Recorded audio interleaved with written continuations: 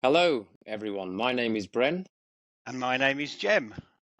and this is the Trunk2Tale podcast, in which we're seeking to humanize healthcare through the sharing of stories. Today we're talking to me. So, Bren, what would you like to know? We are talking to you. I'm looking forward to this enormously. Up until now, it's been the other way around. It has. You're more directly connected to the purpose of what we're doing. I'm somewhat tangential, but anyway, let's see if we can get to. Maybe I'll learn why I'm bothered. Well, we know that you're a professor of mathematics. I am. So that makes you an expert of sorts, which not great to be an expert in this day and age. But anyway, we won't worry about that. Yeah. And also, your mother is now at a stage of life where you and your family are having to take a bit more interest in her welfare. So, yeah. So you're She's in. Just to say, she's in. She's not in a sort of heavily policed home, so to speak. She's in I don't know what you call it, sheltered accommodation. She's got a flat. There's people around if she needs them, but they're not. She hasn't already paid for them to do a whole bunch of stuff for her. She's essentially just living like anybody might live, and then occasionally she gets people to come in and help her with this and that. So it's more yes. that So way she's than your mum would have been, for instance. I think independent living. She Yeah, still has the okay. yeah. Yeah, that's a a two good. word It's very summing good, up. very good. It would be independent living. Yeah. Yeah, that works. Yeah. That works. But you bring to your mother's party a degree of expertise in the area of not only mathematics but technology. You're Yeah. not, to be fair, you're not an expert in technology, are you? No, actually. No. Okay, it's okay. That's all I require is a no. Okay. Okay. Okay. I'll, So if there keep was the a answer subheading, short. if there was a subheading for this podcast, it might be me, my mum, and little tech. Little tech. Yeah. I think that's right. This was never about the tech. This was always No. about using what tools you can to improve the lives of people. And it's not. For me, I always, I mean, I remember when I was lecturing in the university, whenever there was an innovation which would be helpful for somebody who you'd consider to have some sort of challenge, turns out it was helpful for everybody. And that was a good rule of thumb, that when the people who we try to help, who are at the most challenging end of access to things, they're not actually the people in the end who get the greatest benefit from the improvements. It's everybody else. Once you realize, well, we've all been struggling with this one way or another, and we're none of us using this, whatever this might turn out to be, to its fullest extent. So it's a matter of trying to maximize simple things. I mean, that example of when you were trying to create things, it was often others who benefited from the creation. I mean, it's not unlike the situation with medicines. Wasn't I mean, even something like, wasn't it Viagra was created for something else? I don't believe it was created for the purpose for which it's now commonly used.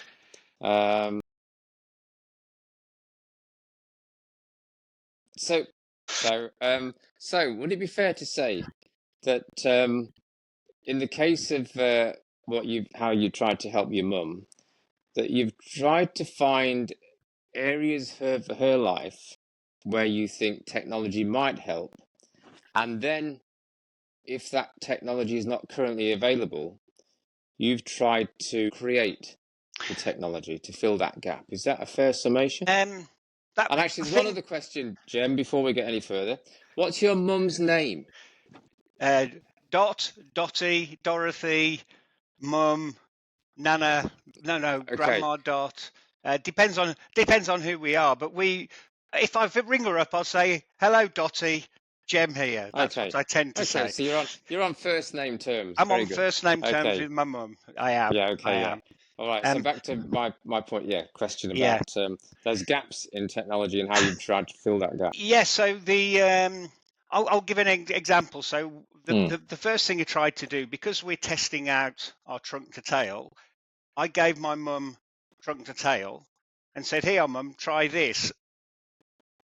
The problem that she finds with using some software like that, or any software, is that it's remembering how to log on. It's remembering, and a sort of fear that because she struggles to remember, and she knows she struggles to remember, that she can't do it. And of course, Mm. once you've got the eye calmed, you're defeated before you've started. And what I was moving towards was, how can you make it things so that the barrier to access, even from the very start, is lowered to the minimum extent. So just to say, the main result of me trying to get mum onto those is that, well, I decided, even though Trunk2Tale has WhatsApp in it, essentially, actually, my family are all using WhatsApp already. So best Mm. that my mum's now got a tablet instead of a phone, and she can access the WhatsApp app on the tablet, and then the things are big enough, the keys are big enough that Mm. she can type.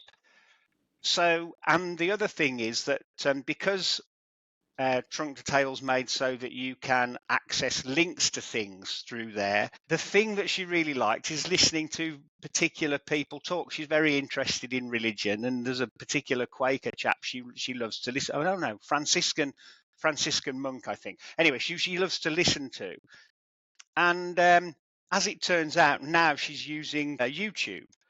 So our goal, our Trunk2Tale goal, was bring all these things together in one place. Mm. Bring all the functionality in one place. And I still think that's the right thing to try to do.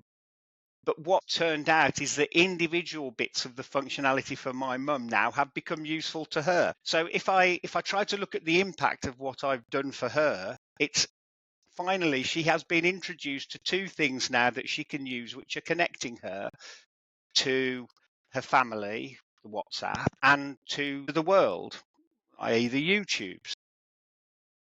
So she discovered YouTube, you're saying, through the Trunk2Tale link initially. Yeah, I think that's fair to say, that she was sort of kept being brought to it, and then in the end, of course, you say, well, why go all the way through Mm. Trunk2Tale to get to YouTube? You can just get to YouTube. Yeah. So then, what I wanted to do, because my mum was struggling, even with, as I say, pressing the three buttons in the right order to get to where she needed to go, I thought, well, Mm. what I'm going to try to do is I'm going to try to do something which is voice interacted. So essentially, and then you're into a little bit of a world of pain, in one sense, that trying to get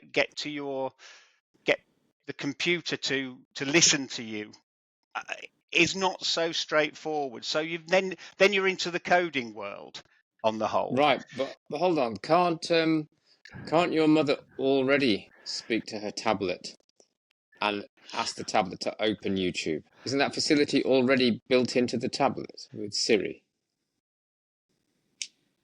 Might be, but what my mum needs is for the tablet to ask her, not for her to ask the tablet. She needs not Okay. to be Yeah. taking the first step, Yeah. because the thing is that small things. So when she talks to it, how if you've got Alexa or one of these things, you start talking to Mm. it and it doesn't respond. Mm. Almost the first thing, and it doesn't quite hear what you've said. And Yeah. she might have forgotten that I'm supposed to say Alexa before I start. I'm supposed to say Yes. something. I've got to do it in the right way. If I don't do it in the right way, nothing happens. So you want the computer, you want your mum to turn on the computer and for the computer to say, Dottie, what would you like me to do? Yeah, I want the minimum, the lowest possible hurdle to get Mm. started. So there's the first question, and essentially what I mean, I'm trying to think now. Suppose we're trying to design a technology just for a particular group of people. How would we like it to be? Would we switch it on? Then the first thing it does is ask me what I want. Should I it be mean, that way? presumably you'd also somehow like it switched on by voice. Yeah, I mean, and to be honest with you, you might say, well, that's not really an issue, is it? Things are always on, not for my mum and not No, for they're my not. wives. They want to switch everything off. Mm. I mean, because first of all, they've been, my mum's an environmental warrior, so she Yeah, doesn't want to be good for using her. even a jot of energy she doesn't need to be using is like killing the planet. And then there's that fear, but there's also people with that sort of other slightly nebulous fear that somehow it being on might be a fire risk or a whatever. And the older you get, it seems to me the more those things play on your mind, because maybe there's less other things to play on your mind, because no generalizations meant, but the world shrank a little bit. So you Mm. have to worry about what's in your eyesight, don't you? And Or if is there any fear about if it's on and she's not around that something else is in there? That well, would she fear being is that spied worry. upon or Well, there yeah? is that worry. Maybe if it's on and I'm not doing anything, it'll find out my bank details. The idea that computers aren't like, they're not like my drawers in my desk. You don't need to be here. All I need is it switched on and attached to the Mm. network, and Mm. then you've got the possibility somebody can sneak in. I mean, mainly it's probably that there's not enough interest in what they might get from me to bother with me or my mum. There's bigger fish to fry. If they're going to spend that Sure. effort getting in there, why would they go Right. after my mum? Right. So I So think that's the defence at the moment. We do need to be better protected, but they need to feel yeah. safe.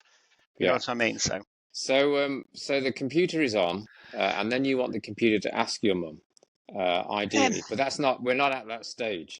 So you have done what? no. Well, I think I don't think that's what somebody should be saying. Somebody should be talking to people who are using the technology and saying, how do you want the technology to operate? Mm. What would make you feel safe with the technology being like this or like this? Then people like me, but not me, probably, because there's better people for this purpose, can actually make that happen on the Yes. I machine. mean, actually, that's a difficult question to answer. How would you like the technology to be? I mean, when Steve Jobs invented the iPhone, he didn't ask anybody, do you think you need a touchscreen? No one knew that we needed everything that we desperately need. So And you'd actually have that's to give your mum probably a number of suggestions, and then she'd think, "Oh, I'd like that." But I think to ask your mum, "What do you think you need?" Could she answer that precisely?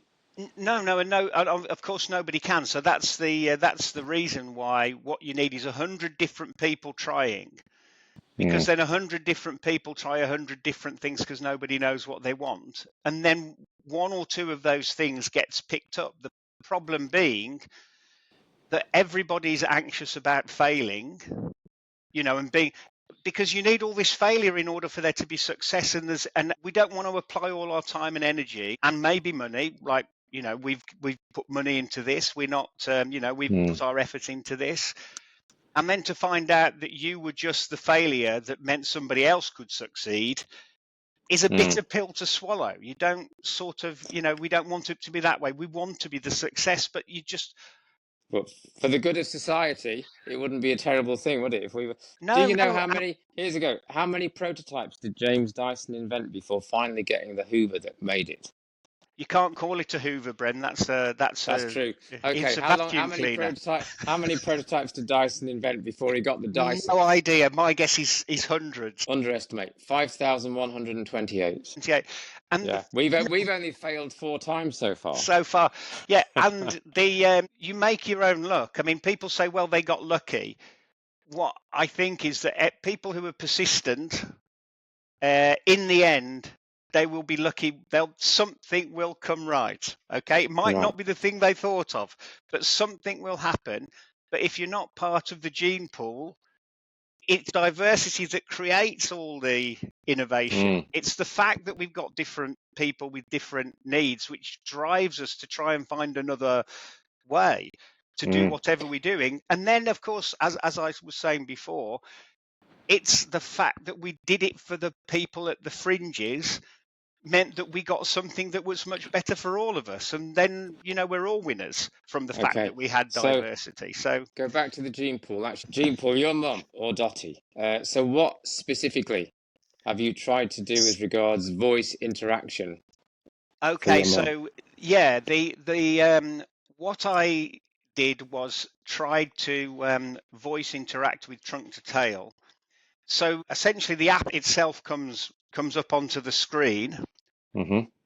In fact, I think I had it so that I press a button and then it says, if you want Trunk2Tale to start, say Nelly. So then I say Nelly, and then Trunk2Tale app starts. And because we've already been in, what it will do is it'll have saved your password, your username. Mm-hmm. It will have saved your password. And what I had to learn to do was interact with the web page. So it's a web Right. app. So the web app comes up, and if you've seen, you can press on your browser, and you can see what it's HTML. It's called. Yes. It's the language that web pages are written in. And what you can do is you can get your computer to interact with the HTML. So Right. essentially, all the voice instructions are me saying things.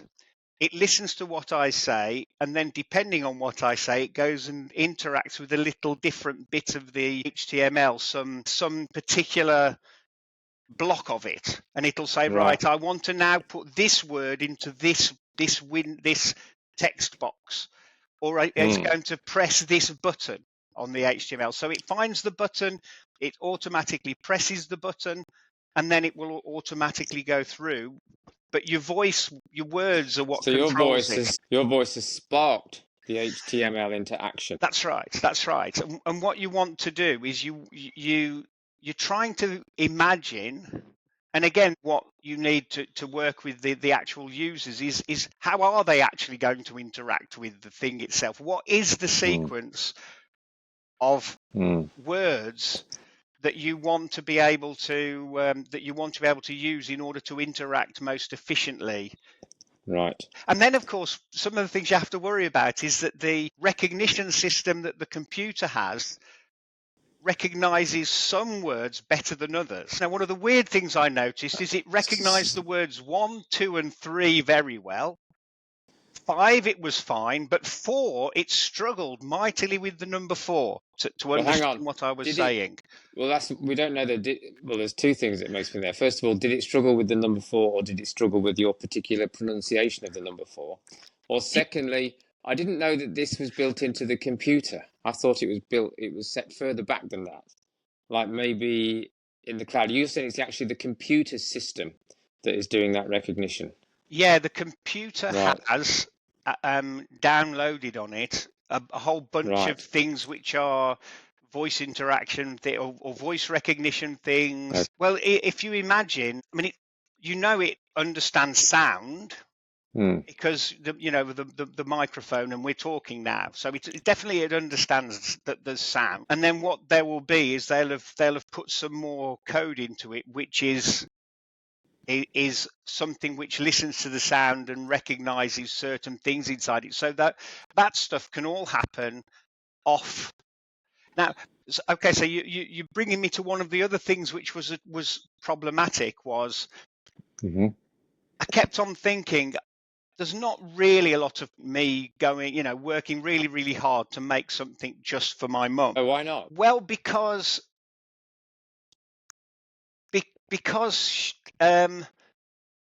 she, if she decides she's not going to use it, I've spent 3 months developing something my mum cannot use in a day. Someone else might use it. Somebody else couldn't they? Yeah, so therefore it wouldn't have been a waste of time inventing it for your mum. No, that's not. You have to listen more carefully, Brendan. That's not what I said. Go on. It's me. It's we. Mathematicians. We're a little bit. Annoying. I think that's Yeah, the go word on. for it. All right. What I Well, be meant annoyed. was, Go on. if it was only for my mum, Yeah. it wasn't worth it. Okay. I didn't say that doing it for my mum wasn't worth it. If it would get, but here comes the rub. Yeah. That in order for it to be usable for a wider range of people, they haven't got the same device as my mum. So as soon as I start thinking about, well, it's all right to do it on this tablet that I bought for my mum, but what about if they've got an iPad? What about if they've got some Samsung tablet? What about if they've got a laptop? What about if they've got this? And then you start thinking, which is the problematic thing, is that you, in the coding effort, there'll be a bunch of things you're asking to do which are sort of a little bit specialist.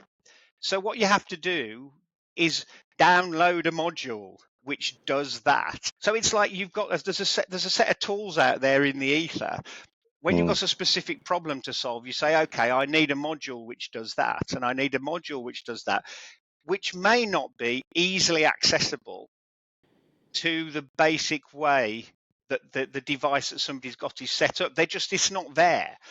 So if I make a solution which requires either me to make, when you look at the size of the files you're downloading and it's 75 gigabytes and you think that's a little bit meaty. I don't want to have a 75 gigabyte file. And if like me, you said at the beginning, you're not really a techie person, are you? And I go, no, I'm not really, but I'm that sort of next level of person up. I understand what I can make, and I can make things which do the thing that needs to be done. I just can't make one which is everybody can use in an efficient way. I'll make some prototype. So I'd call myself a prototyper of solutions, not the person who actually makes the solution. Sure, and then that would go to someone else who would make the ultimate solution for your mum. But isn't it the case that most tablets work on one of two operating systems, iOS or Android? And therefore your mum's system, the system that your mum is using, it sounds like it's an Android.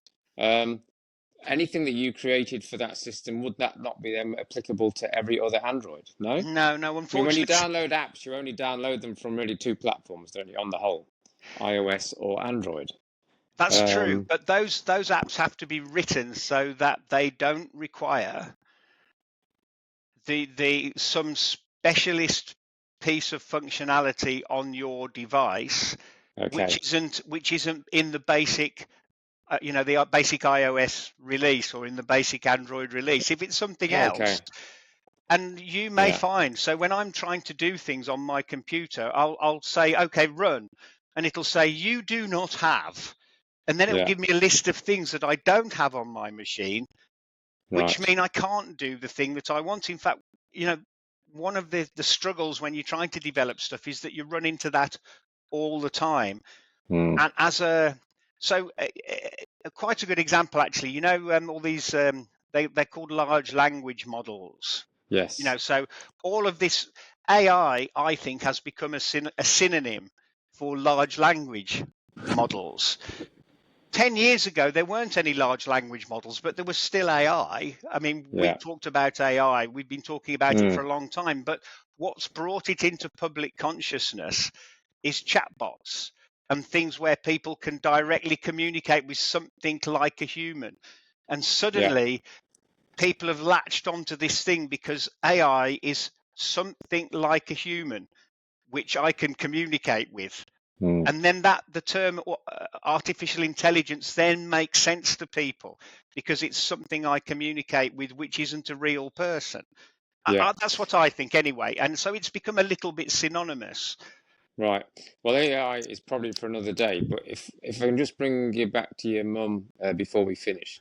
So where did you ultimately get to with this attempt to introduce voice interaction for your mum? And where are you at now, in other words? Well, I've sort of parked it for the second because I ran into this issue with I don't know how to make something which is scalable to other things, and it's going to be a significant effort to make one of those things. So what I think I'm going to do is I run these projects for students at university. I'm going to let them have a go. Right. Because now I've got a team of 4 people. And they may know some things I don't know.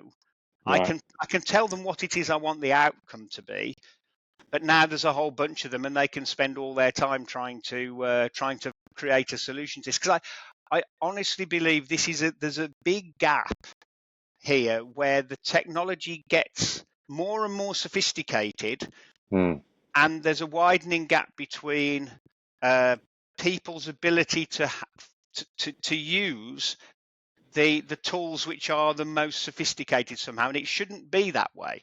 They should be making our interaction with technology easier, but I don't believe that's happening. Yeah, so you believe that the brilliant people should be using their skills to make their sophisticated services far more accessible than they currently are. That's the problem with brilliance, isn't it? Well, how can you think in the way that someone who knows nothing thinks? Very difficult. Yeah, well, I mean, some people call it empathy, don't they? How can I think yeah, like I mean somebody who's not that me? is what it is. Exactly, that's what it is. Yeah. Your mother is a lucky woman. You're a good son.